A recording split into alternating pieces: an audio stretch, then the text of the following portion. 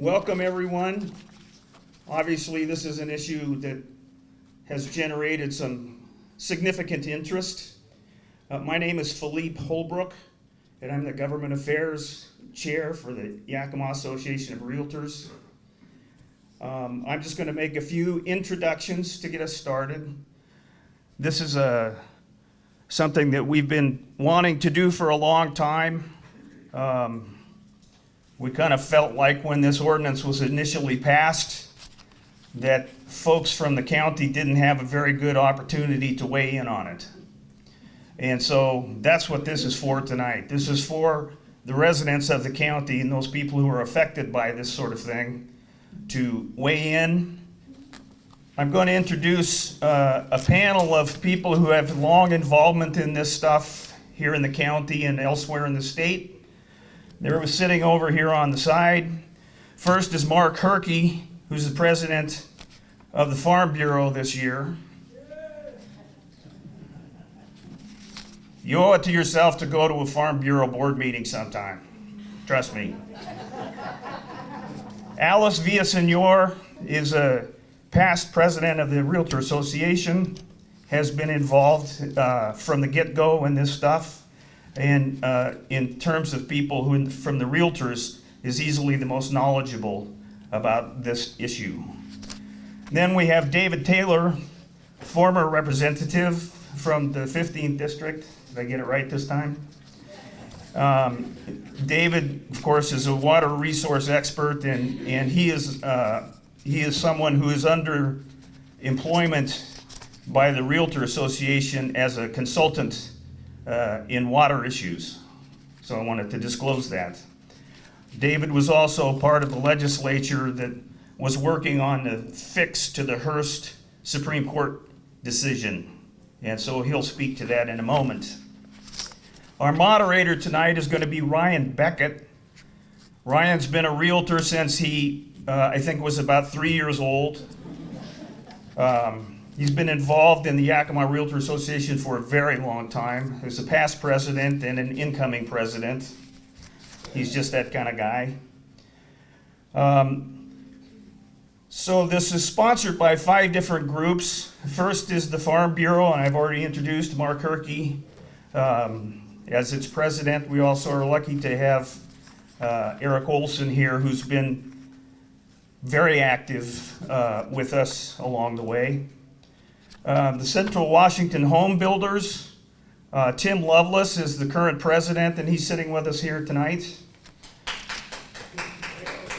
I also want to point out that the gentleman who is the Government Affairs Director for the Home Builders is named Jake Mason. And Jake has left to take a job with in Spokane, but we would never be here today if it weren't for the outstanding work that Jake had done for us. The Yakima Cattlemen's Association is a co-sponsor. Their president right now is Daryl Winters. I'm not sure if Daryl is here tonight. He wasn't able to make it. But Sam Hull is here to represent cattlemen. Is that, and it says Sandra? Yes. So they will be speaking on behalf of the Yakima cattlemen tonight. Sam is also involved with the Autanum Irrigation District, so he has a lot of background in water issues. The Washington Groundwater Association is a state association, does not have a Yakima County specific contingent, but the Secretary Treasurer for the Groundwater Association is Mike Robinson of Robinson Well Drilling. He was unable to be with us tonight, and I don't know whether we have any representatives here from the Groundwater Association, but they were kind enough to become a co-sponsor. I have just one quick comment before I turn it over to Ryan, and it's a quote from the Washington State Constitution. It says, "All political power is inherent in the people, and governments derive their just powers from the consent of the governed, and are established to protect and maintain individual rights." So I would suggest to you that if you are an elected official, that you keep those priorities in mind every step of the way. If you're an employee of some government agency, you should remember that it's the protection of the rights of the citizens that is guaranteed by the Constitution of the state that ought to be paid attention to and remembered.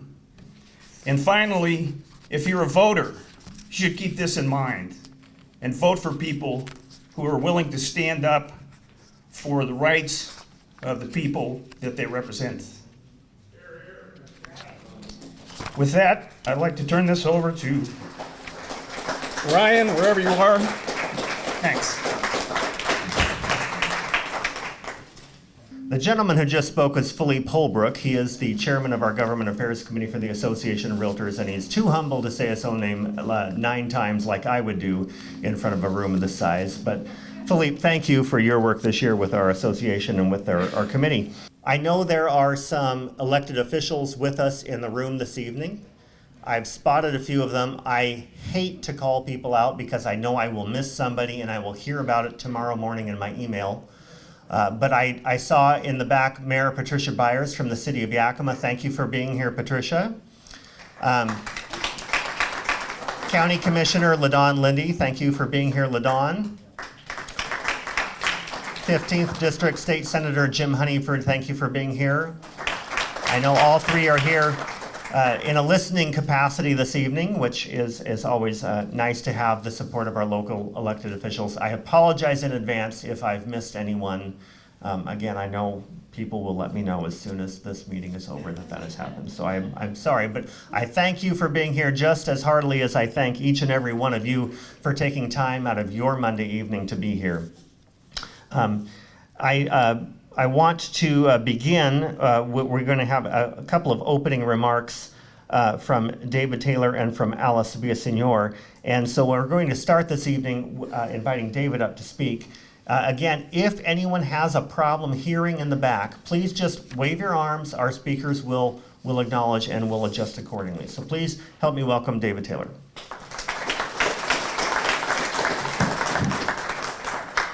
Good evening. Can everybody hear me in the back? Excellent. Hey, folks, thanks for coming out tonight. As it was mentioned, David Taylor, former representative for the 15th District, but I'm here tonight in my capacity as a consultant, water policy and land use consultant for the Realtors and the Yakima County Farm Bureau. So my job tonight is just to give you the real brief history of how we got here, looking back at about 5 years. We're not going to go into the multiple decades of water law in the Yakima Basin. We're going to look at 5 years.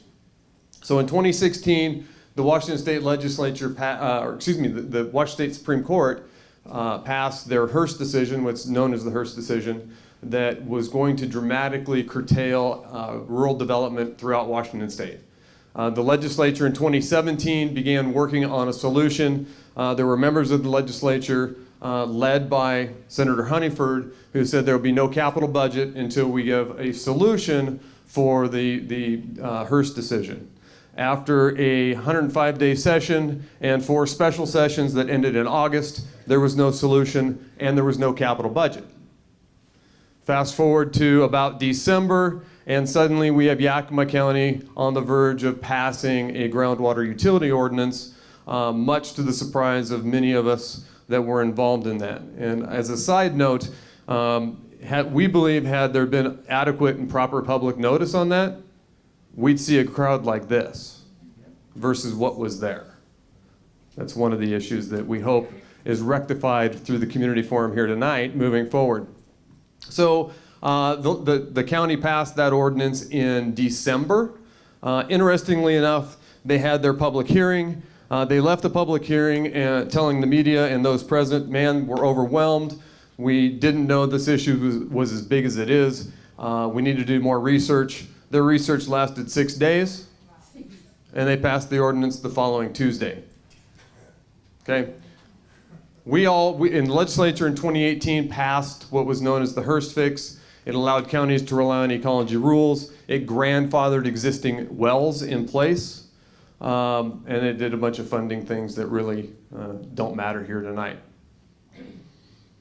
Fast forward to 2019, 2020, the Realtors, the Farm Bureau met multiple times with individual county commissioners. one of which refused to meet with us without county staff present.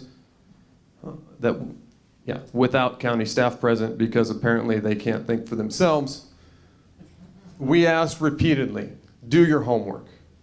Look at the history of water in the Yakima Basin starting in 1998. Why is 1998 important? That's when this basin started doing watershed planning. Okay, moving forward, in 1999-2000, we had a series of endangered species, salmon, salmonid species, steelhead, bull trout.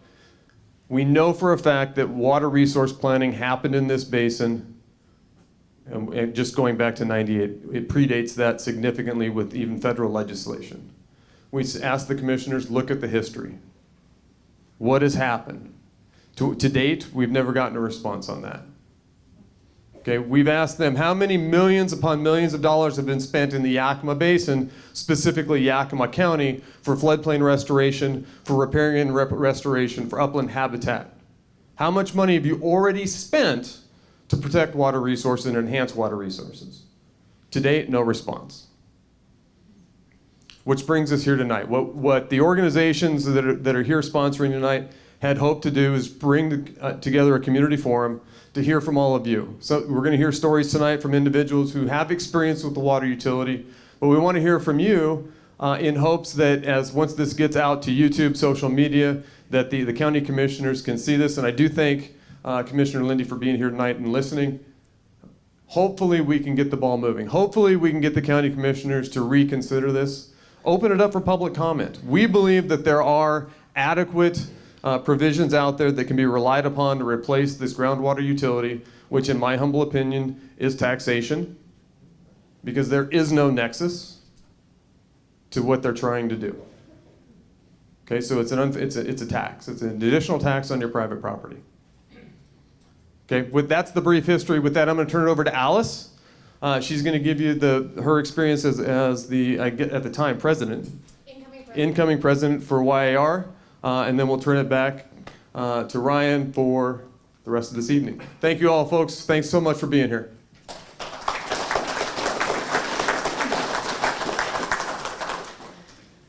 Well, this is amazing seeing all of you here. As a group of us have been planning this evening for months, if not years. We wondered if we would be speaking to a mostly empty room. So thank you very much for showing up and being interested and engaged in your community.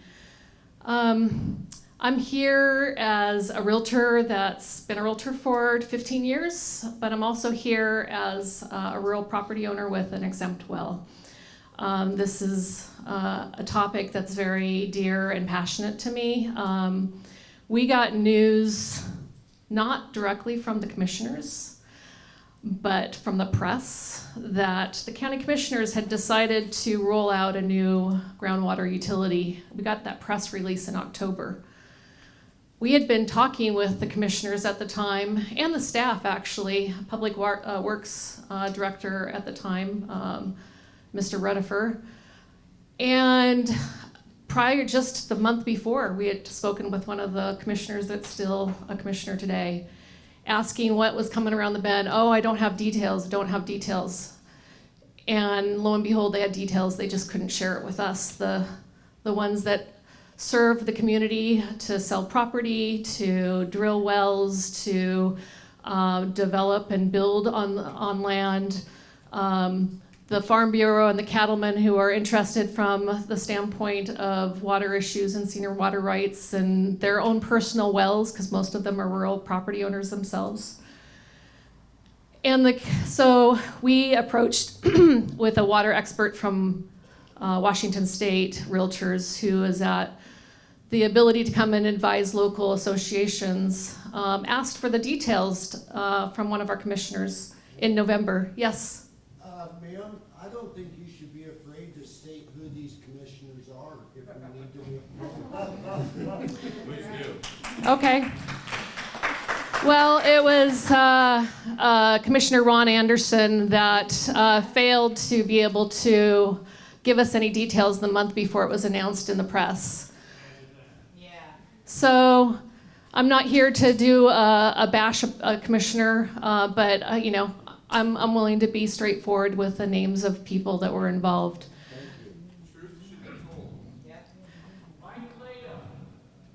Mike's no longer in office, so there's some history there, but can't be accountable to anybody now. So in November, we requested, the attorney with Washington State had requested details so he could review it for us. We were told that the draft was not available yet and wouldn't be available possibly until the week before the public meeting. And so we finally got that draft notice probably about 5 days before the first public meeting was had, 2 weeks before it actually became law in Yakima County. So I ended up showing up. I was incoming president of YAR, but I was there to represent myself as a property owner, not necessarily as the incoming president, but that was important to me. And I showed up to a room already full. I was there half an hour ahead of time. I was in the lobby where we had a tiny little TV to see what was going on in the room, down at the City of Yakima's public events room. And there was stanchions lined up, and they had the security there that said if you stepped over the lines, you were going to be ejected. There was a pregnant gal that was sitting down, was actually on the other side of the stanchions, and they came and told her that if she didn't stand up, they were going to have to ask her to leave.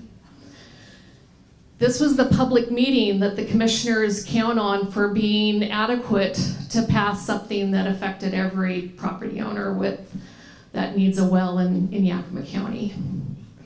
So I think you can all see from just the details that I gave that it wasn't adequate at all. There were several people that came and there was no room left in the lobby, so they came and went. So it's really hard to know how many people would have actually showed up if it was adequate space. Fast forward to what Dave said, a week after they decided that they needed more time to communicate with the public about this new water utility, they went ahead and passed it 4 days before Christmas. So, jump forward. The legislation that was done by Washington State legislator in January, we were all there and saw the excitement of things that had taken place there, but we were already stuck with this water utility that we really didn't know what was coming up and ahead.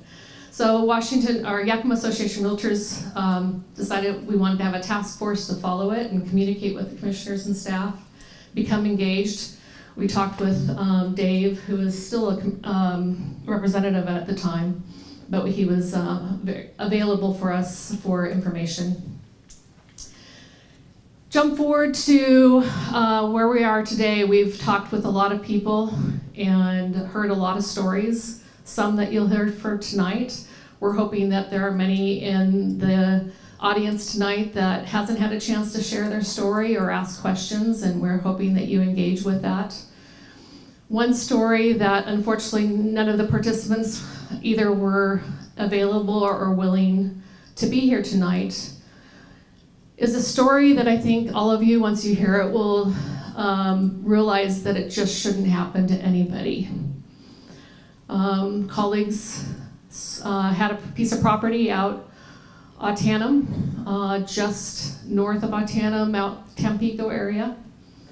And this happened in 2019.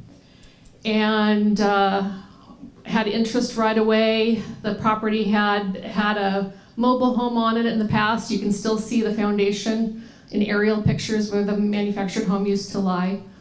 Had a well on the property, has septic, has irrigation water, and the well itself was shared with the neighbor. It was a documented, recorded, shared well agreement. Had been used historically, and so they sold the property. Buyers got a construction loan to build on this property, and time went to go get the well permit and the building permit, and Yakima County staff said, sorry, you're not going to be allowed to use that well. Well, why not? because we're not allowing any use out that way, and we're not going to allow a building permit. Well, can we drill a new one? Nope, not allowing any new wells out that way. They went round and round with staff. Realtors got involved. They ended up being denied even after all the work that they had. They didn't, to my knowledge, I do not know that they contacted an attorney because, most of us don't have the money to go out and just hire an attorney willy-nilly. But they ended up having to foreclose on their construction loan. It's called a deed in lieu, which means they handed it back to the bank instead of a full foreclosure process. Their credit is now trashed because of a foreclosure on their credit, and they lost their opportunity to build this home on the property. Now, I don't think there's a single person in this room, or in this county for that matter, can hear that story and think that there's anything right about it.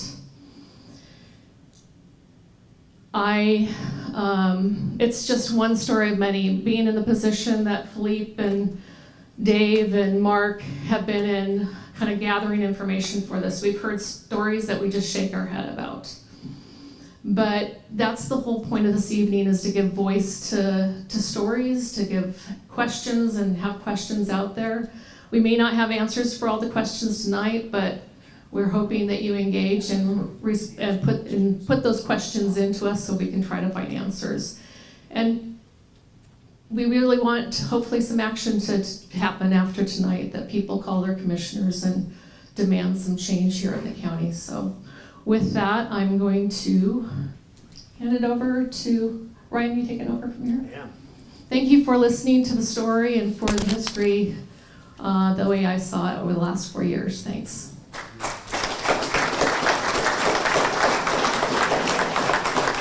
Thank you, Alice, and I want to thank you, Alice, and David for a long time of following this issue along and keeping a lot of us on track so that we can be apprised of what the situation really looks like and so that we can effect positive change down the road.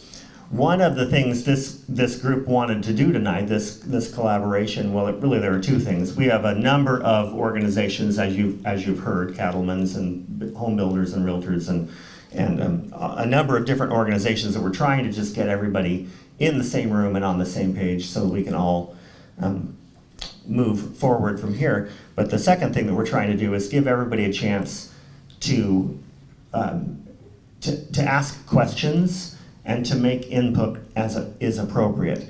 We could be here all night if we all shared the microphone and shared our stories of instances where we feel like things were not done correctly. I understand that. I'm looking at nodding and agreeing faces. I know that there are people who feel the same way.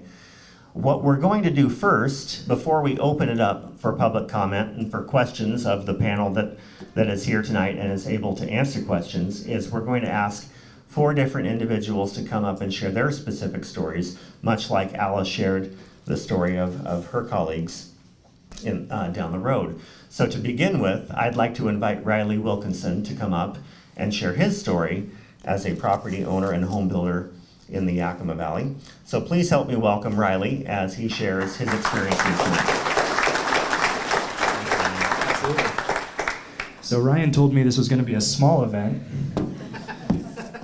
but I'm really excited to see so many people out here. My name is Riley Wilkinson, like Ryan said. I work with Wilkinson Corporation. I'm the regional director of acquisitions with that company here in town. About 5 or 6 years ago, actually it's more than that now. Wow, time is moving quick. 8 years ago, me and my wife drew up plans for a house. We had been living in an apartment complex and decided, hey, it'd be fun to start thinking and dreaming about building a home here in Yakima. And time kind of moved on. We weren't able to do it when we first set out to do it. A couple years down the road, we got the opportunity to do it again on a piece of property, about a 5-acre parcel out deep in Tanum. And when we went in to start getting our well permit and things, we got this contract from the county saying, hey, you have to agree to this litany of different rules and regulations and in order to even get your building permit. And some of those were like, you know, you have to buy a meter, and that's either through the county or through a private company. You have to give us access to your property pretty much at any time during business hours or during or for an emergency, which, as we all know, during this last couple of years, emergencies can mean a lot of things. And so, long story short, we'd already put a lot of money into this, and we're like, hey, if we want to build, I guess we have to sign this. That's just the rules of playing in Yakima. So we signed it. We go out and we start drilling. We get to the first aquifer, which was about 80 feet down, and the well drillers told us, actually, you can't stop here. You have to go down to the next one. We've got about 40 gallons a minute or so at 80 feet. Just keep drilling, keep drilling, keep drilling. We get down to 408 feet, which if you guys have ever drilled a well, that was 2.5 years ago. It was about $45 a foot to drill down. And that's just for the drilling. Then you have to also put in a well pump, which is not cheap either. And so we're like, okay, well, there goes our cabinets, we're like, here's all the things that we're not going to be able to put in our house. And so anyways, we get the well set up, and then we get to pay about $500 to the county to install a meter on our well, and potentially pay, and then if we use over our allowance of water, then we get to pay for the use of our water, which is a really weird thing when you just spent all that much money to drill your well and then to have to pay for usage of it. And then a couple months ago, we were working in our office, and all of a sudden this truck pulls up in our backyard. And when I tell you we're kind of in the middle of nowhere, we're in the middle of nowhere. And the truck pulls up, and I go outside, and I'm like, hi, who are you? And he's like, oh, I'm just with the Yakima County. We're checking the meter on your well. Something's not working. And we hadn't touched it, but it was a really weird thing to just have this guy show up on our property unannounced in the middle of the day, and it actually spooked my wife pretty bad. So, long story short, I am pretty frustrated with this situation. I feel like it's a tax on water that they don't deserve. It seems unreasonable, and especially to hold building permits hostage by having to sign this form that allows people on your property indefinitely. And there's no real, at least the way I understand it, there's no real limit on what their charges can be. We don't understand exactly how we're charged for our water, and I think it can change at pretty much any time. So that's my story, and thanks for everybody for being out here.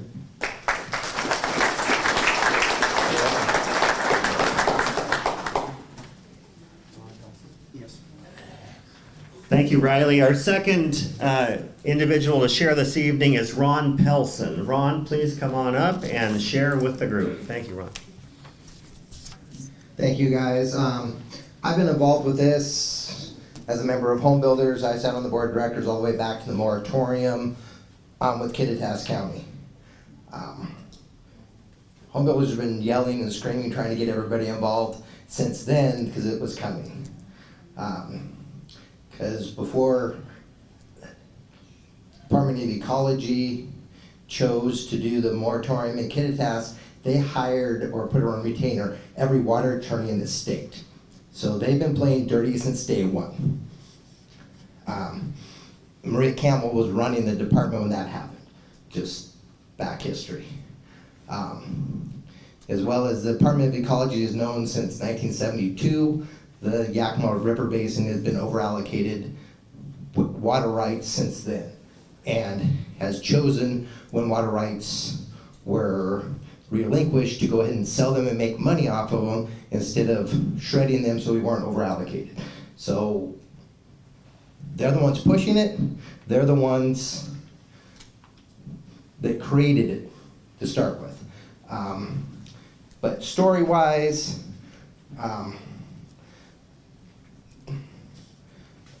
I don't like what the commissioners did. But their choices was that or a moratorium on the whole county building period. They were getting pushed by the tribe and Department of Ecology behind the scenes a lot more than people realize. Because I was heavily, like I said, heavily involved, so I knew about the conversations that were going on. Dislike what they did, still to this day. There's a lot of fixes that need to be made. One of the ones we had was, we were all told at the beginning of this, if a house was up, a well was in place, it was put to beneficial use before X date, you're grandfathered. I had a house in the Lower Valley that had a mother-in-law apartment on it and a house on it. We were getting everything up. They were tearing down the original house, building a brand new house. Yes, at the beginning they said, oh, you have to provide water right stuff. It's like, okay, they were both existing, they met this criteria. Building thought it met all the criteria. They issued the building permits, which they usually hold, like they talk, before you sign this paperwork. We get all the way to the end of the project, and planning comes up and go, oh, you didn't meter the ADU, because it's considered new, even though it was there before the date, was being used before the date, because it was originally a temporary infirm care unit for their parents. All the way to the end, when it was completely finished, oh no, we're gonna hold your occupancy permit on your house. And this is 2-3 years ago. They still don't have their occupancy permit for their house. They're prepared to sue the county. They've been fighting ever since then. So there's that one, and they're still sitting around. Luckily, they have a son who's an attorney, so they can financially afford to go after the county.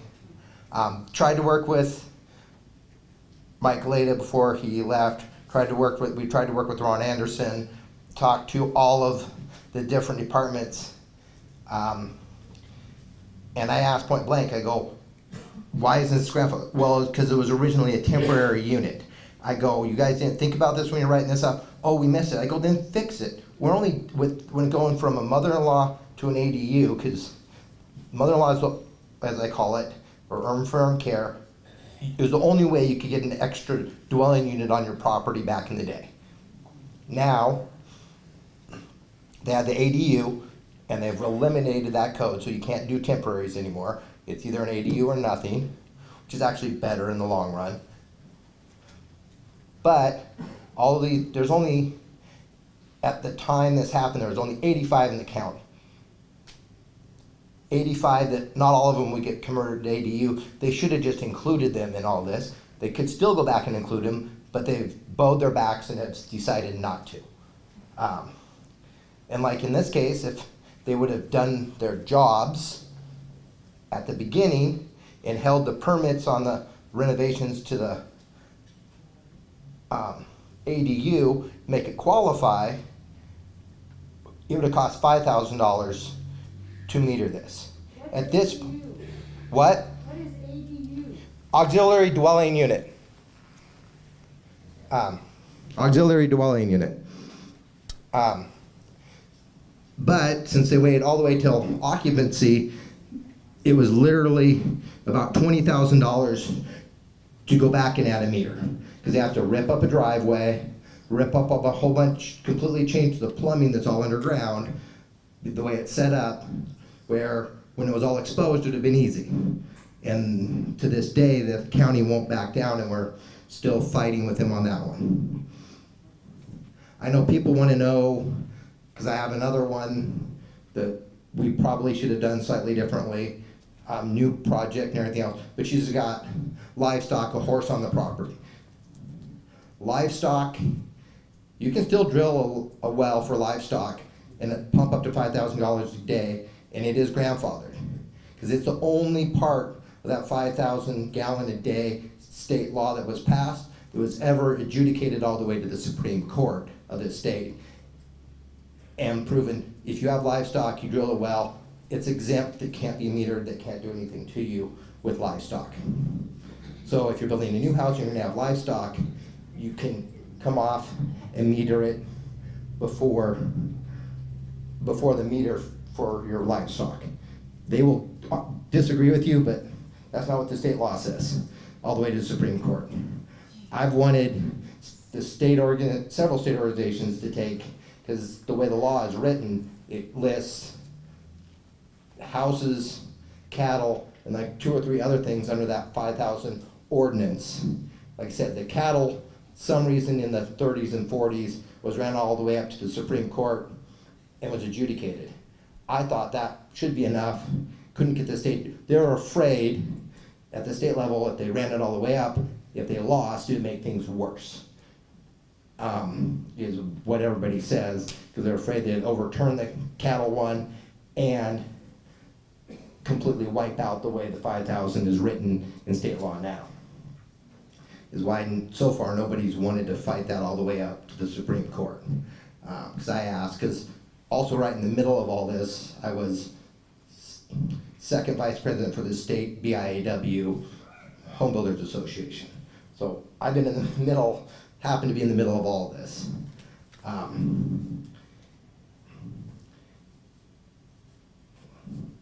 And a lot of this goes all the way back. We are in a different situation than most counties in the state because we are a federally adjudicated water basin due to the Aquavella case that linked our ground and surface water, which is where this all kind of starts, and then the tribe's the one pushing hard for these rules this rule that got put in place. So I know the commissioners were basically threatened, if this is not adopted by X date, we will file suit against the county, the tribe is going to. Or from sources inside, Department of Ecology threatened to do what they did to Kittitas, which is close everything down if this did not get done. It was said, it was never put in writing, but it was said in some meetings.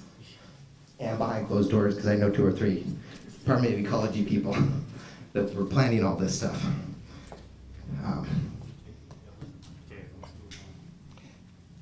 I think I'm done unless somebody wants to ask me a question. Thank you, Ron. We will have time for questions later on,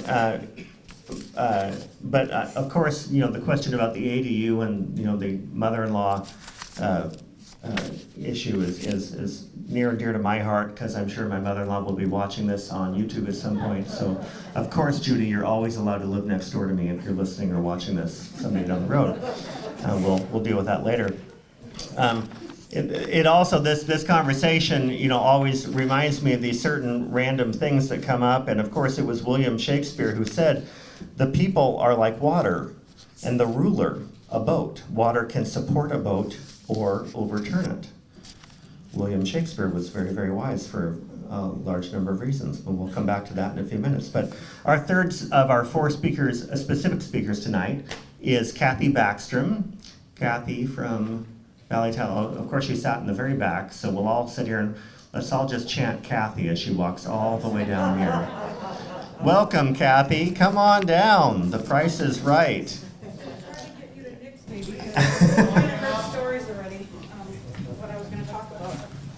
Got to use that mic close to the mouth for the volume. I was going to try to get him to nix my speech here, but you heard stories basically of what I was going to talk about. I'm with the local title company, been there 49 years, and I've been working in the Government Affairs Committee for the last few years, along with Philippe and the other people here. Never in my 49 years have I seen so many or heard of so many issues coming up with water issues. We don't insure water rights, but they still come to us as problems.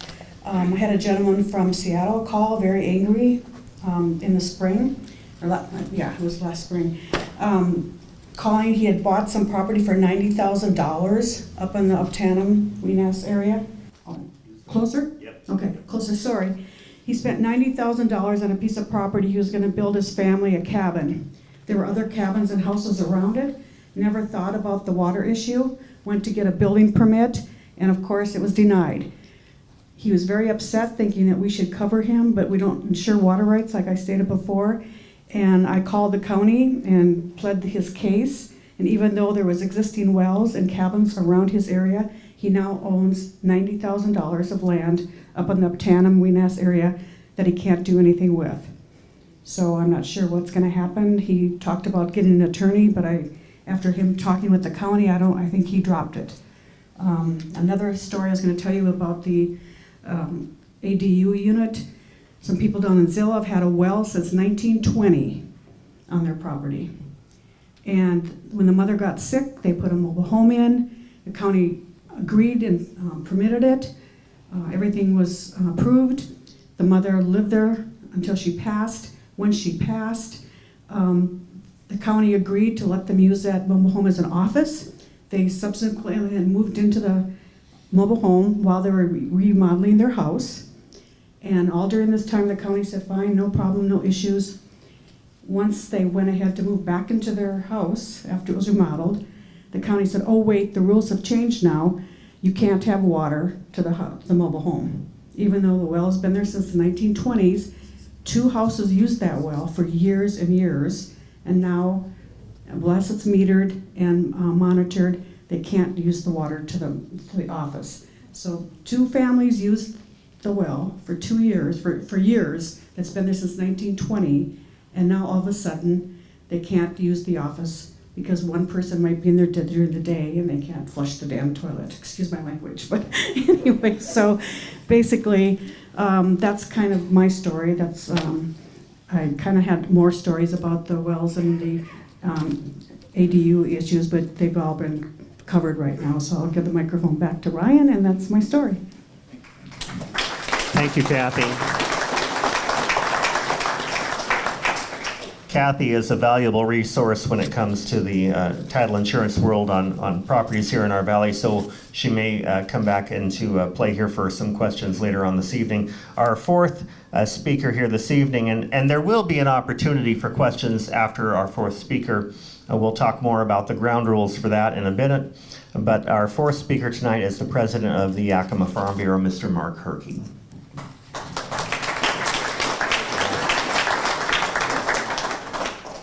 My, what a turnout. We're very grateful that you folks showed up. We were wondering, like it's been said before, we were wondering what kind of crowd we'd get. And I'm sorry, closer. We're very impressed with the turnout and we're very grateful. We thank you all for coming. I have one special request. Any of you that are Farm Bureau members that found out about this forum from the card that we sent out, please note that you're a Farm Bureau member. If you come up and speak, because we kind of like to track and see how successful our mailing was. Anyway, our story with the Farm Bureau and interacting with the county before this thing was rammed through is pretty similar with the realtors. There's some differences, but I won't really elaborate on too much of that, except that we did find that Mike Leda, I'm going to name names. Mike Leda is commissioner, Ben Rutherford is Director of Public Services, was very evasive about who was pushing them. They kept telling us, oh, it's senior water right holders, not one more drop for houses. And we kind of looked at one another and we thought on the Farm Bureau board, well, we're kind of senior water right holders too, and we don't recall getting into this thing, pushing it. So we kept prodding and prying, and then they rammed it through like was described, and then we kept prodding and prodding the commission thereafter, and it seemed like it was a moving target. It was senior water right holders, and then, well, we kind of heard it was the tribe, and then, well, it's kind of ecology, and then finally, most recently, that's FutureWise. Well, interestingly, you hear the name FutureWise and you think they're pretty darn invincible, but they're not. Yakima County Farm Bureau was involved, filed a lawsuit in conjunction with something that they were suing on, and we won part of that lawsuit. So FutureWise isn't always invincible, trust me. What's our position, the Farm Bureau? Yes, we are senior water right holders. We're part of that gang, and we're agriculture, and I can point out that the alliance between the Farm Bureau and the cattlemen and the realtors and the other groups that are in this is not a natural alliance. It's a rather unnatural alliance. But we've come to realize as farmers that as everyone else's rights go down the tube, so do ours. And we live in houses, and we need house wells, and we have young offspring come along that need a house. or we need to remodel our house, and I'll be darned if we're gonna sit still and have some county official come and stick their finger in our face and say, you're not grandfathered in anymore. Or you can't build another house on your place because for your son or daughter, whoever wants to come in and farm, because we've drawn an arbitrary line, such as in the Upper Tampico or in the Weenass, that we just don't think you ought to put any more houses. You don't ever need to live up there. You come down here by town where we can keep an eye on you. So anyway, that's kind of the gist of how we feel, and we offer, we think, a much more sensible solution. We look at the situation, and we've been on this for a long time, Farm Bureau and the cattlemen and various ag groups. It's pretty obvious that when you have a storage system that's over 100 years old and the population of the United States has doubled in that amount of time, that maybe that irrigation system needs a significant upgrade. And one of the biggest things it doesn't need a lot more efficiency. There's efficiencies can be built in. And sometimes some of the folks that squawk about efficiency the most are doing the least about it, but that's another matter. Efficiency is always important, but if you don't have the water to put through that efficient system, you still don't have anything. Air is not going to irrigate these crops or provide water in your house. The answer is more storage. You know, we look at flood damage and stuff that goes on, and it's catastrophic, and yet you turn around, it's like, if you had your bank account set that where the bank told you could only put so much money in each day, and you could only have so much in the bank at one time in that account, and that any more money that came by, you had to just let the wind blow it away. That's what we're doing with our water. That's stupid. It's literally stupid. So I think it's time to quit messing around. I mean, I'm all for fish mitigation. Okay, they bought 77,000 acres up north to go into this basin thing, this basin enhancement. But the only storage that I understand that's been increased right now is a deep pumping project on one of the lakes up there by Snoqualmie. There's not been a shovel full of dirt anywhere else that actually created new storage. And with that, I'm going to close, because our real interest is getting folks up here, up to the microphone and tell your stories, and that's it. So anyway, with that, I'll turn it back to Ryan. Thank you. Thank you, Mark. Thank you, Mark. And I want to apologize to the people in the back if you can hear me back there. I've had 2 people texting me telling me they can't hear anything, and I know people are upset and unhappy, and I'm very, very sorry about that. It is the problem of having a great turnout, so I'm sorry about that. We're going to do a better job of trying to make sure people are projecting and yelling into the microphone down the road here. We have an opportunity here at the end of this program to take questions, because we have some experts with Dave and Kathy and other people in the room that can address those questions. There is a microphone right in the middle of the room, and I would invite people, if you have questions about this specific situation, to please feel free to come up and ask those tonight. I will also remind you, before we do that we all have places to be and things to do this evening. So rather than letting this turn into a complete and total gripe session, we really want to focus on questions from the crowd, things that might be able to be answered by the panel that is assembled here, or are things that maybe our groups combined, can look into, research, and work on in the future. We are committed as organizations, and I think as a coalition of organizations, to working with our county commissioners and making sure this is a more positive situation down the road. So with that, if there are questions to begin with, I would invite people to that microphone right there in the middle. I know this isn't a shy group. This is very interesting. I see Frank coming up. Come on up, Frank. Kick us off. I'll get things started. There were 2 issues that I think were left out that were very important that the panel might want to comment on. And one is the county calls this a utility, a water utility. Yet, I'm not aware of any services this utility provides, except maybe a piece of paper. So, anyway, I'll let these folks comment on the disingenuousness of that. And then the other thing is, where they get the water from this is by drying up farmland. And this is the Yakima County has some of the most valuable, productive farmland in the United States, if not the world. And yet we're flushing that water down the river when it could be used on our farmland, which would eventually make it to the river anyway. Thank you. Very well said, Frank. Thank you for that.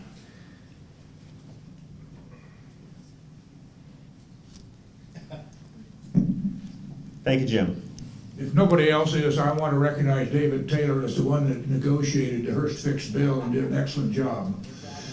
Secondly, I don't know how many people are impacted by the fact that they can't get a building permit even though they had their well in prior to the Hurst decision, and I think we ought to try to collect that data and perhaps have a joint lawsuit. Thank you. You want to talk to that? Ecology has told me that if they issued building permits for those people, they would not challenge it. Thank you. Dave spoke about this when he did his overview, but I want to make sure that everybody knows, based on Senator Honeyford's comments just now, with the Hurst legislation, which was Senate Bill 6091, language is in there that said any well built prior to this legislation going into action is deemed to have adequate water. There's no, oh, if you do this, you don't have water. Oh, if you do this, you don't have water. Oh, if you do this, you do have water. Any well drilled, used prior to this date has adequate water according to state law.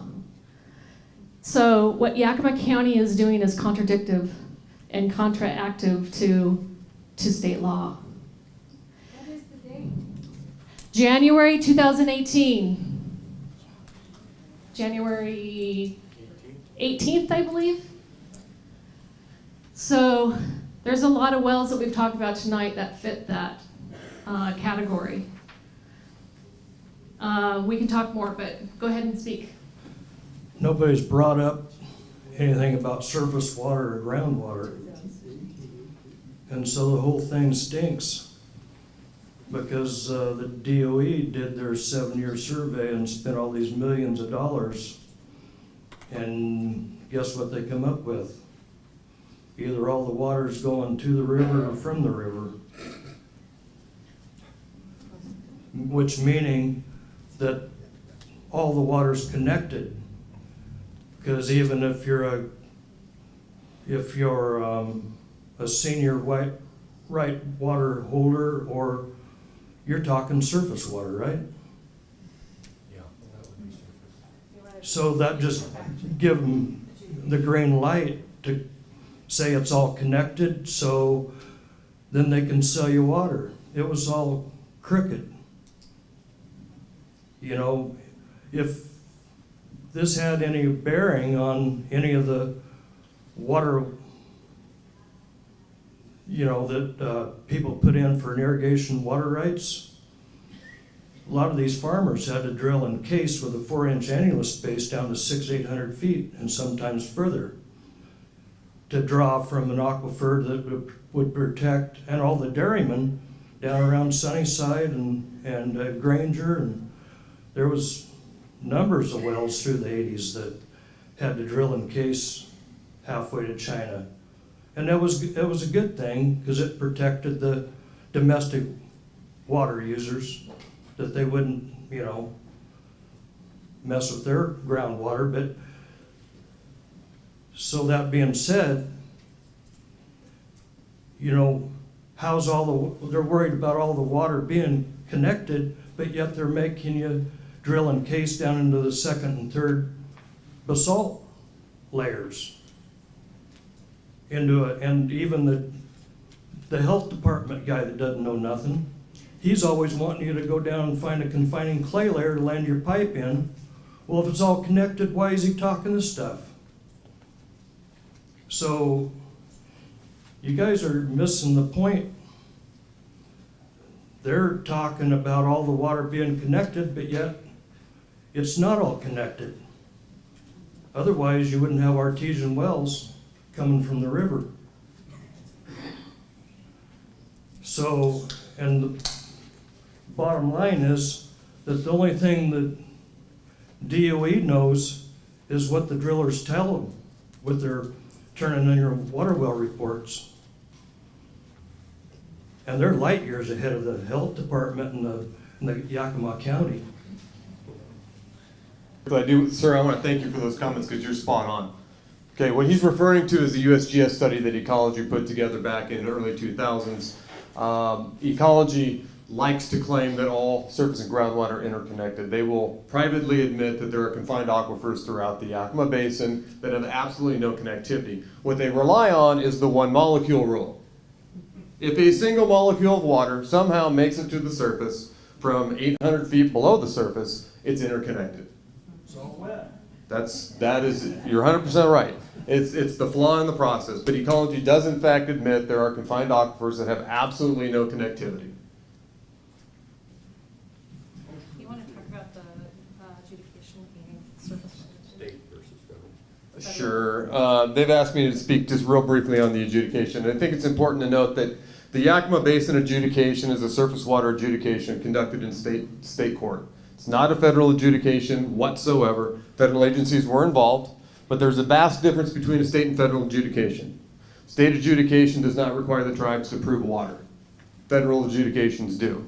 And as we sit here tonight talking about what we would deem a de minimis use of a single home using groundwater and now being charged by the county, the tribe's multi-million-dollar expansion of their casino into a hotel relies on groundwater. They're in the Columbia Aquifer. Okay, so let's keep things into perspective about who's getting charged and who isn't. Thank you, Dave. Before we move on, I just want to make one comment real quick. And I should have mentioned this earlier. When you got in this evening, hopefully you signed in and your email address was recorded and you received a comment card. The organizations that have put this group together this evening for this purpose is really hoping to collect your information, to keep in touch with you, and is also hoping to collect your stories. So even if you don't choose or want to speak to the group tonight, we hope that you would mention on that card that you have a story or you have a situation. One of our group will follow up with you, and we're going to continue to curate those as we move forward and work with the county, hopefully as a collective. So please keep that in mind. Sir, please go ahead. Simple question, possibly difficult to answer. How do we right the wrong? I think that there's possibly a variety of answers to your question. The first thing that needs to happen is there needs to be a big pause button that's put on the well water utility to allow for more public comments, to allow for the stakeholders that are here tonight to have some interaction with the county. People like to talk about the Kittitas moratorium, but when the Kittitas County got together to create the solutions to the moratorium, they didn't do it in a vacuum. They didn't do it on their own. They met with the well drillers. They met with the home builders. They met with the agricultural group. They met with the realtors in the area. And they came up with like 3 possible solutions. And they gave them all those the 3 possibles and say, okay, which one is the least worst of the bunch? And so we just believe that first of all, we'd love to see it repealed, but if nothing else, we'd like to see the commissioners open it up for public comment again and put a big pause button until other opportunities could arise to maybe make a better solution to what we have today.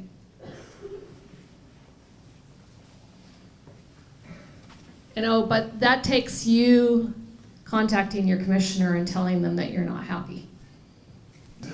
I bought 80 acres out in Cowiche. McDaniels Canyon is on the east side, and then the state and federal land's on the other side, and undeveloped land. Went out there, Department of Ecology gave me a permit, drilled a well, got water about 200 feet. The well goes down 300 feet. And my plan was to build a totally green building out there. There's no power there, so it was going to be wind and solar powered. Quite an investment, okay? It was going to improve the land, and my concept was to be a good steward of the land, okay? So once the well was drilled, I got the water and everything was good to go, I went to the county for the building permit, and I talked with Joel Freudenthal, who is the Water Resources Strategic Manager there at the county, and he says, "You're not building out there." Okay. What he told me, and I was polite, even though I was angry. I said, we had a conversation about a half hour, and really to condense it down, the conversation from him was that because of the Growth Management Act, okay, they don't want people out there. They don't want building out there. And to almost quote him, we want people to live in urban areas, okay? We want people where they're dense housing, okay? We want people where, all the school services, police services, fire and everything, we don't want to have to provide that out there, And to me, I don't own my land, okay? I'm paying taxes on dirt that I can go walk around on and look at bushes, but it's not my land, okay? This is a taking, an absolute taking. And the odd thing about it is I had planned it out. I was going to use 100 gallons a day or less. The old exempt wells were what, 5,000 gallons or less? Okay, a small amount of water. Doesn't care. You're not building out there. So I guess it still circles around to the last question. What's the fix?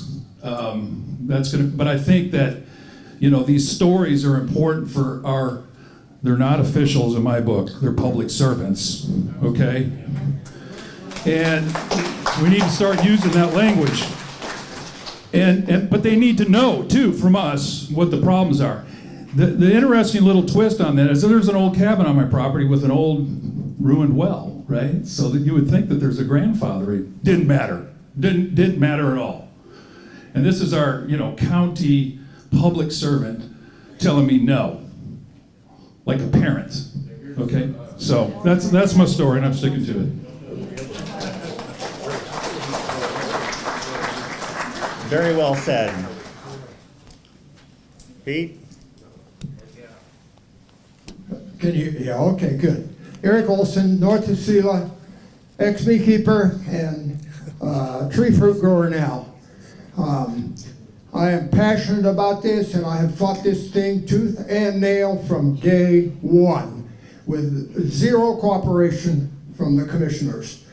This thing is illegal, it is immoral, and it is unnecessary. Okay, you've already heard about the legalities of that and the misrepresentation that there was ever a public meeting. So that's that. It's immoral because you own the water that's under your property, and this is not gasoline that they can tax. They cannot tax our water that we are for drinking and everything else.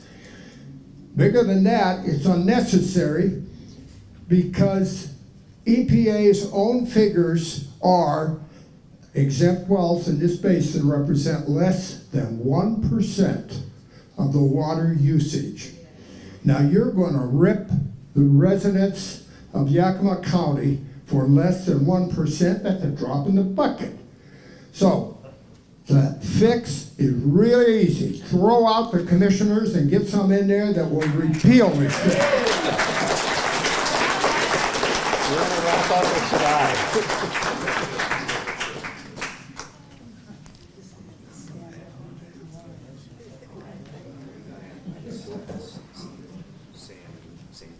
Let's do that. Come on up, Sam. Oh, I'm sorry. We'll come to you in 1 second here. Go right ahead. I'm a builder in the valley. I've been a builder for 25 years and been kind of up to speed on all this. Watched it evolve, and my living depends on a building permit and all the hoops that we need to jump through, the rules that we need to follow. And I've learned over the years the importance of the county commissioners and what they can and can't do for us. I've been told by staff that you have to address water in this certain way. We addressed it. We went for our building permit. They denied our building permit because we were told this isn't how you're supposed to do it. And I said, well, on this date, I spoke with this staff person and they told me how to do it. He said, well, that staff person no longer works with us. I said, well, we got to fix a problem then. So, full circle, the commissioners have a lot of pull. We got one commissioner on site, and he said, Justin, this is how we're going to solve the problem so we can all move forward. And I said, thank you. So we solved a 6-month problem in a 15-minute conversation with the county commissioner. I feel like the county commissioners have a lot of pull in what's done in our county. I represented my client right here. I was the building permit. We're ready to close the construction project. I'm ready to get paid. The county says, you got to do this. It's way out of sequence. The people down there, the staff down there, they don't have our best interest at heart, okay? How do we fix this? We get the ears of the county commissioners, let them understand what their staff is doing and how they're represented. This Joel fella, who is the water god down there, he has a little too much authority. He's told many people what we heard here tonight from our other fella up here, which I appreciate. Staff needs to be held accountable down there. Staff is running a little bit wild down there. The commissioners are letting staff do too much. They need to do their homework. They need to represent our people. I got so many familiar faces around here, like Riley, I saw him in Awana, for years, and Sam. It's just a great group of people out here tonight. We're all have one common denominator. And I think the way to do it is to get the commissioners on board. And we've tried for years, but as a builder, I feel like that's one solution to the problem. Thank you. Squeaky wheel gets the grease, Justin. Squeaky wheel gets the grease, yeah. That is very well said, and it is not lost on this organization. The timing is kind of right. You're as exactly we hear right, there. Justin. We need to make phone calls daily. These people that have these issues, the realtors, they're having these issues. Make phone calls daily. If they don't respond, call the next day. But in the same sense, like Justin said and this gentleman, if we don't have the commissioners who are gonna listen to us, throw them out. Throw them out and get somebody in there that represents us. And you're right, Justin. The county planners, water department, they are employees of us. And the commissioners are their bosses. So we need to start at the commissioners. It's well said, and it is a point well made. And again, as we can combine forces and coalesce with a message, we will be more effective in that endeavor. I do want to invite Sam to come up and speak, and then at that point, we'll probably be at a point of wrapping up, but take it away. Thank you, Sam. I'm Sam Holland. I'm with the Tanum Irrigation District. And yes, Mark, I am a member of the Farm Bureau, so I got Put that mic right up to your lips. So okay, yeah. better? When you say the Tanum area, that encompasses a pretty big area. It goes all the way from Union Gap clear to the top of Darling Mountain. And there's been a couple horror stories already talked about out there in the Tanum and Tampico area that I'm familiar with. Our challenges out there in the Atanum, actually, our water challenges actually started back in the 1890s. And so that gives us over 120 years of water challenge issues that we have been dealing with. We have no reservoir out there. It's just runoff. And with the influx of people and businesses and industry from Union Gap clear out to past Tampico, these problems just get magnified more and more and more every day. But I'm not here just to complain about the problems. Atanum Irrigation District has a solution to some of it. It won't answer all of them, but we have been working on a project. It's Pine Hollow Reservoir Project. And this isn't just kind of a fly-by-night deal. We've been working on this. It got started in the very late 80s. And we have been through the comprehensive water conservation plan, which is Ref 38. We've been through the feasibility study, Atanum, and this one is pretty important, Atanum Creek Watershed Assessment. So a lot of these problems should have been already identified to the commissioners, seeing as how their staff was involved in these studies. And we have done the Atanum Creek Watershed Restoration Project. We've gone on to a hydroelectric addition to make it even more attractive for the reservoir, and then we already did a tie into Atanum Water Exchange, which would feed right into Pine Hollow. And one of the questions was how much money has been spent on some of these water issues. Well, we're talking right here on these studies just under $1.7 million. So there's been extensive time and energy and resources invested into this reservoir. It would help the recharge for these wells considerably. And the way it works in the Atanum right now, everybody just runs on runoff. But by about the middle of July,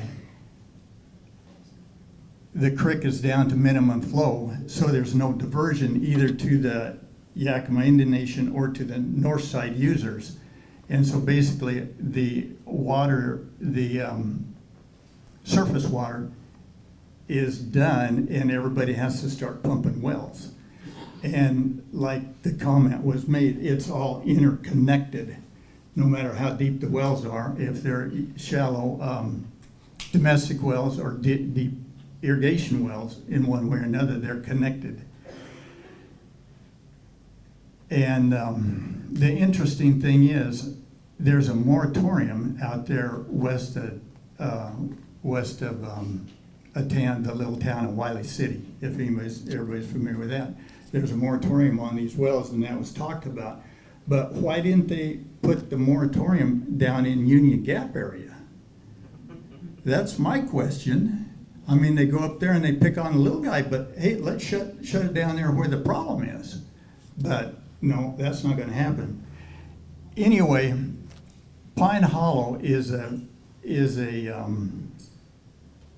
very viable option. It is not the silver bullet. It will not help everybody's problem. It won't solve all the water problems, but in the Atanum area, it will go a long ways to solve our problems. The big problem is getting any politician to start backing it. Dave Taylor, which to his credit, helped us with the programmatic EIS and shepherded us through that, which is, unless you've been through one of them, it's a challenge, it's unbelievable. And he did a fantastic job on that. But this isn't just an Antietam irrigation district problem. This is a county problem. And the question is, why wasn't this built years ago? It was mentioned that when you're working on a 150-year-old infrastructure, but you have no more water, what's the point? Well, actually, out there in the tandem, we're working on infrastructure that's 150 or more years old because we're diverting out of the streams, which I might add, everything's screened. But we're irrigating, we're diverting right out of those streams, and we run out of water. The same amount of water was used back in the 1890s is what we're working with now. What the county is trying to do, all they're doing is just robbing from Peter to pay Paul, but Peter ran out of water 100 years ago. It's not working anymore. And I don't want to just complain about the problem. We have a solution that'll go a long way to helping. And we can use all the support we can get to push this through.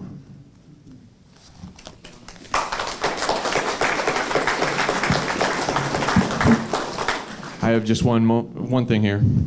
So we, the people, are the rightful masters. Public servants, politicians are supposed to be serving us. There are solutions to the problems that we face. They're just not being implemented because it doesn't keep them in control. The solutions are planting the water to the land. India has been doing a water revolution for the last decade, and they've been keeping the water to the land, and they've been increasing the number of crops that they can grow, increasing the level of their groundwater. They did it because they're digging holes. They're building little terraces. They're building ways in which the water that falls on the land stays on the land. It soaks into the aquifers. That way it's available to our wells. I like math, because math is no bullshit, okay? Math lets us know what's up. And right now we have, let's see here, Yakima County covers 2.8 million acres. Well, a little bit of math showing that we get about 8 inches of rain annually says that that's 217,234 gallons per acre that is being washed away and going down into the Columbia to our oceans. Our oceans, again, all this information, I did little Google searches, and all of this information is available. In the Yakima Valley, the rivers bring us over 398 billion gallons annually. And most of it races off to the ocean. Precipitation at 8 inches annually at the 217,234 gallons per acre brings us 599.5 billion gallons of water. And how much are we using? There's roughly 250,000 people here in Yakima County, right? And between the EPA and U.S. Geological Survey, they say we use between 57 and 82 gallons per person per day. Well, just at a healthy conservative number, I did the math at 60 gallons per day. So at 60 gallons per day, 250,000 people, annually we are using 5.5 billion gallons of water. Well, 5.5 billion gallons of water is a drop in the bucket, literally, compared to the 400 or the 600 billion that's falling on the land or coming through the rivers, and the 400 billion that's falling out of the sky. The solutions to the problems exist. We have a lot of problems. We have problems with erosion. We have problems with flooding. We have problems with drought. We have problems with famine. We have problems with fire. Our whole summer was a smoky sky because our landscapes are dehydrated. We don't let the beaver work anymore because the beaver doesn't give a crap about our infrastructure. And when he builds a dam and it comes onto our road or into a residential neighborhood, we blow up the dam, we get rid of the beaver, we relocate them. But we're not taking our conscious action that we as humans have that capacity. We can say, okay, well maybe the beaver's dam was a problem. But if we built it a little bit smaller and a little bit over here a little bit farther, it would be fine. And we'd be increasing the hydration of our landscapes. When we increase the hydration of our landscapes, we improve the health of everything around. Thank you.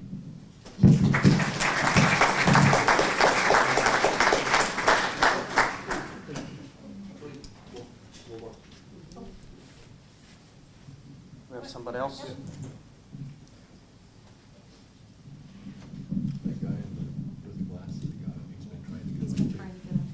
Do I have time? Yep. This should just take a minute. I just have a little slightly different view. I understand that this is a pretty complicated issue now, but I'll just read my comments really quick. We live in a desert. There has always been limited water resources. This summer, we lost 100,000 plus acres of forest to fire, and that's our watershed. These trees fed our waters and streams and brought rain and snow to our valley, and that's filling our aquifers. When you talk more profit, bigger homes, continued growth with no conservation, I don't think you're seeing reality. And in the end, we all lose. I live simply, conserve less and less resources every year. I've watched 3 of my neighbors have to drill deeper wells just in the last 8 years. So I'm asking you to consider carefully the decisions you are making for our future. The ones losing are the ones who have the least.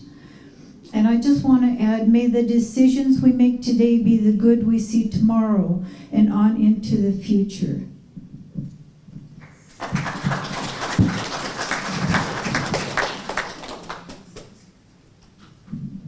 Hi, my name is Brandon Howard. I definitely agree we need to look for the future. I just question why what's set up right now is so painless to those that are supposed to be served. I question why I had to buy my meter, and I question why I had to pay a county worker an hourly wage to come install a transmitter on my meter. That one didn't make sense to me, that last part. I question why I pay $35 ready-to-serve charge every quarter when I looked up the definition and it says a fixed charge used to cover system maintenance. What is being maintained on my well? If my well dries up, will the county come up and drill it deeper? If my pump goes out, will the county come cover the replacement of my pump? What's being maintained? I question the water consumption rates and why those were fixed on what they were. Why 36 cents for 17,000? Why $4.34 for $200,000, 200,000 cubic feet plus? I question why I can't bank ahead water for months where I don't use so much water and use it for months where I do need more water. I've talked to Joel quite a bit as well. He's a very popular guy today. I asked him what my money is being used for, and I've been told repeatedly that it's for future freshwater projects. I would like to know what that looks like. I would like to know where my money is being used and not just banked away and put in somebody else's pocket. Thanks so much.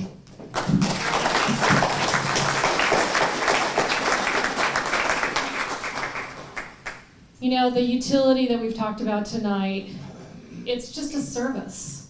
It's not a right. It's a service that can be changed, amended, edited, removed at the will of the parties that govern us. They can raise rates. They can restrict flow. They can decide one day that we no longer can get it because it's just a service. When I read through the very long water code for Yakima County after it went into place in January, I was alarmed to see that there's a clause in the water code. They added it to an existing ordinance. It wasn't a brand new ordinance that they just did in exclusivity. It was added to an ordinance. There is a clause in there for anybody that's getting service from the county and when it comes to water, of a 60-day foreclosure notice if for non-payment. The county can foreclose upon a property or start foreclosure process on a county if there's failure to pay. If you don't pay your property taxes, there's 3 years that the county has to do before they can start foreclosure process.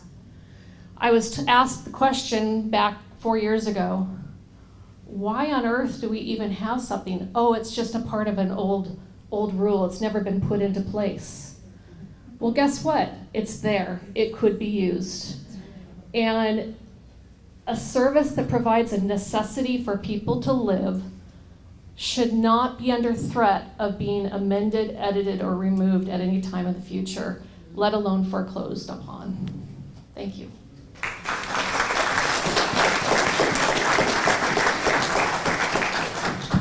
Hey. I know you. Yeah. You know, I sold 3 ranches in Idaho. One of them was a 200,000 acre place, and another one was an 80,000 acre place, and there was another 1,500 acre place. Idaho's got a reclamation project going in Idaho, and why don't we have something like that here in Washington? They drill well setups in creek beds that overflow. And in the wintertime, that water is put back in the ground through a filtering system. And they have raised some of those water tables over there over 80 feet. And here we just piss the water away. And you got one commissioner, I'll just say this. There was a deal brought up about the meeting in the county commissioner's office. I was one of the 6 people there. And I can tell you right here why west of Yakima that water is not being capped anymore. And it was because the 2 representatives from the Indian tribe, they threatened to sue the county if anybody took water out of that Tandem reservoir area. They think that's their personal water. And we got one commissioner that won't even talk to you about this deal. He was an idiot when he was a realtor, and he's still an idiot. And Okay, people we okay. gotta get rid of. Look,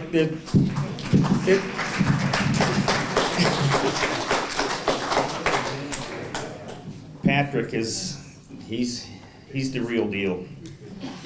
Let's wind this up. I think that the point has been made that this needs to be looked at carefully.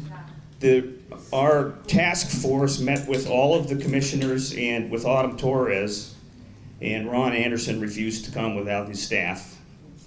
And we made it very clear that this was a very big deal to us, that all of these 5 sponsoring organizations want something done about it. And I invited the commissioners and Autumn to come to this tonight, specifying that this was going to play a big part in who we were going to support in the upcoming elections.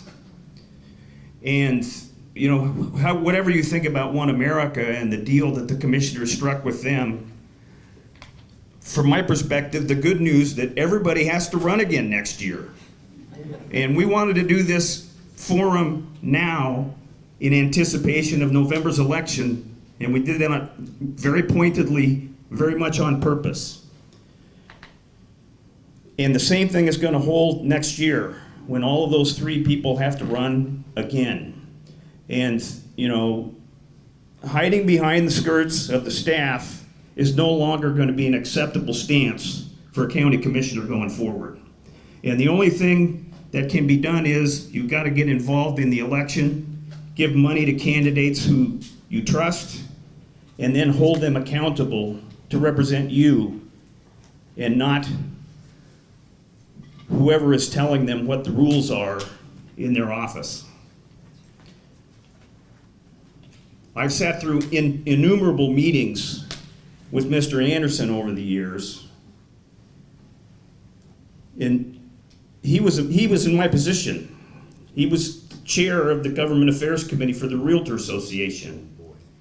He wouldn't come and talk to us about this. He refused.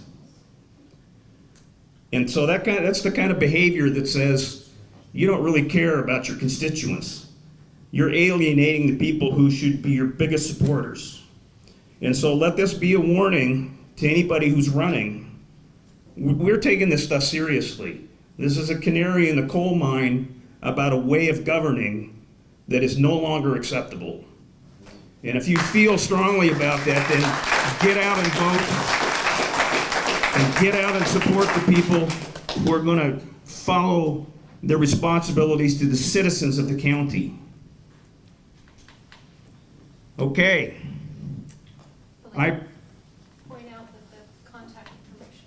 We printed cards up that has all of the county commissioners' contact information on one side, and on the other side it has an email address that you can email further information or questions to us, and believe that we will follow up on that stuff. This is a big deal for us. This is not a one-off. We're going to continue to press this. I can tell you that Mark Herkey and the Farm Bureau are going to continue to press this. Cattlemen's Association, the home builders, the well drillers.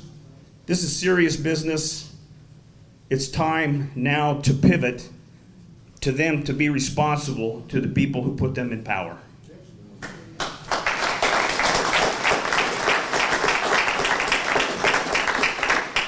I want to thank you very much for coming tonight.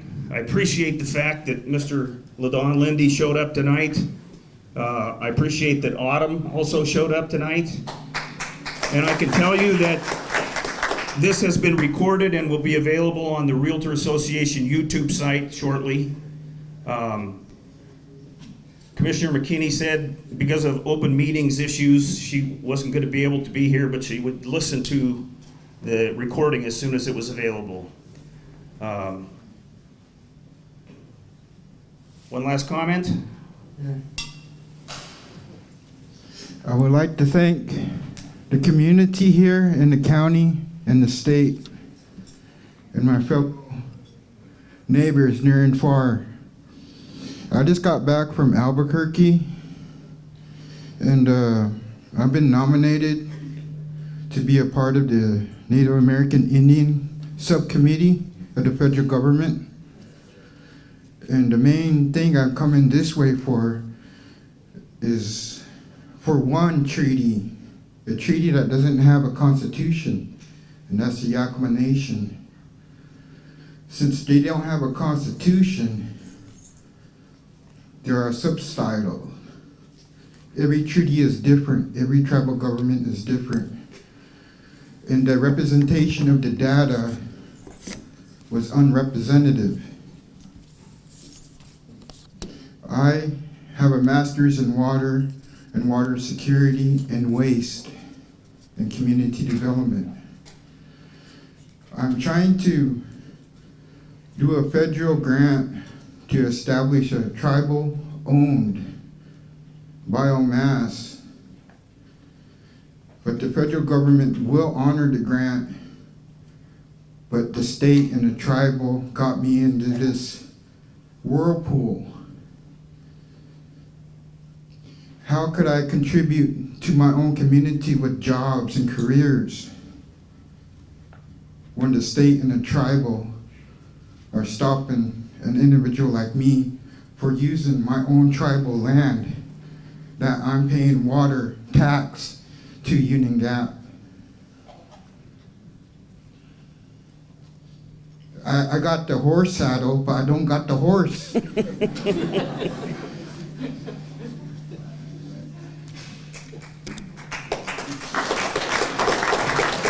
If you'll hang around for a moment after we're done, I'd like to give you my card so that we can talk further later on, if that's okay with you. Yeah. Okay. Thanks, everyone. Feel free to stick around and visit. In the meantime, you'll be hearing from us. Good night.